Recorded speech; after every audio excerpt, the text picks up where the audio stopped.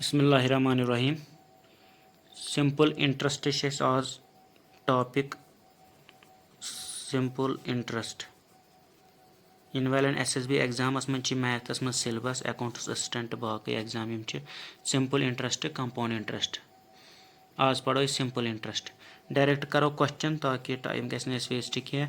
A man lends ₹500 at 10% per annum for 2 years his interest will be। अख नफर हसा 500 रॉपये दिवान 10% haven सूद 10% haven सूद पर annum for 2 years 2 वरियन दिवान 500। तुम one सा अम सुन सूद कुता खच। ऑप्शन 50। ठीक है ये मे बनामित गोल ताकि यमन गोडनिक लट SSB एग्जाम दिन तिमन हाव बह कि गोल कित पे कर सत अकिस दोन क्वेश्चन सारे न कह। यह डिस्कस करने ब्रोट गई सिंपल इंटरेस्ट पता आसनी गो क्या। ठीक है सिंपल इंटरेस्ट डिस्कस करने ब्रोट वनो सिंपल इंटरेस्ट गो क्या मैथमेटिकली। सिंपल इंटरेस्ट गो प्रिंसिपल यह तुम थवन याद टाइम्स ये जरब दिमो अथ रेट ऑफ इंटरेस्ट जरब टाइम डिवाइड बाय 100। ठीक है यह गो सिंपल इंटरेस्ट फार्मूला यह तुम नोट थवन कर। वो वो डिफिनिशनस सिंपल इंटरेस्ट क्या गो। सिंपल इंटरेस्ट गो कशर पे एक्स्ट्रा चार्जेस। ठीक है इस अलाव पोस कंस रटो एक्स्ट्रा चार्जेस ऑन प्रिंसिपल। ये प्रिंसिपल क्या गो। प्रिंसिपल गो ओरिजिनल मनी यानी कि जन अगर बैंक दी कंस लच रुपये यह बैंक सिंद खतर ओरिजिनल मनी लच रुपये। या अगर कह नफर दी कंस पे सूदस पे कह पोस सह दी यानी कि कशर पे पोस इन्वेस्ट गस तथ वनो प्रिंसिपल ओरिजिनल मनी या इन्वेस्टेड मनी। ठीक है अमाउंट क्या गो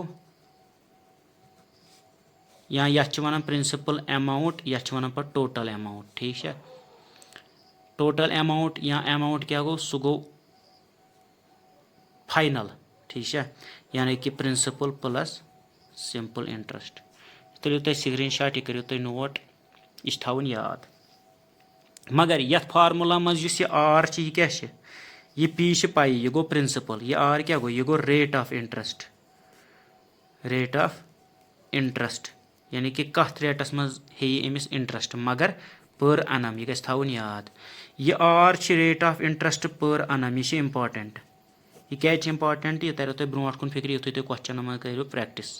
rate of interest per annum. ठीक है पर एनम यह टी क्या टी टाइम इन ईयर्स तवे योर यह पर एनम। ठीक है यह टाइम इन ईयर्स थो याद।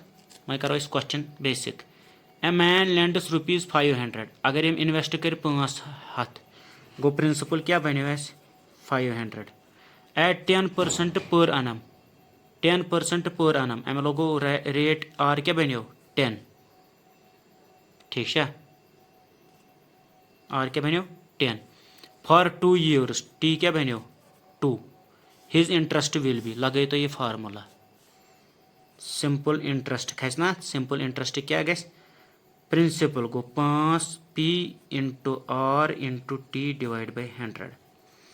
ये 100 एक्चुअली ये आर परसेंट। ठीक है 10 यह परसेंट ये फार्मूला मज लगे आर परसेंट गो सिंपल इंटरेस्ट गो प्रिंसिपल क्या 500 इंटू आर क्या 10। ठीक है इंटू टाइम क्या 2 years divide by goes percent 100 इस फार्मूला मन पन 100। ठीक है क्या परसेंटन मज तवे ये बनोमुत फार्मूला मज 100।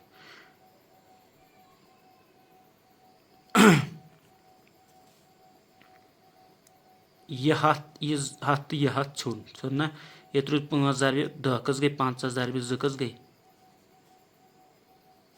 100 गो अमिस गई सूद 100 गो बी पार्ट कर क्या गोल मगर गोल नबर नेरुन क्या ना करुन गोड़ अड़लिक यह डार्क ना करुन यह कम डार्क ना गसन एक्स्ट्रा नेबर ठीक है कोर गोल यह गो अत आंसर बी।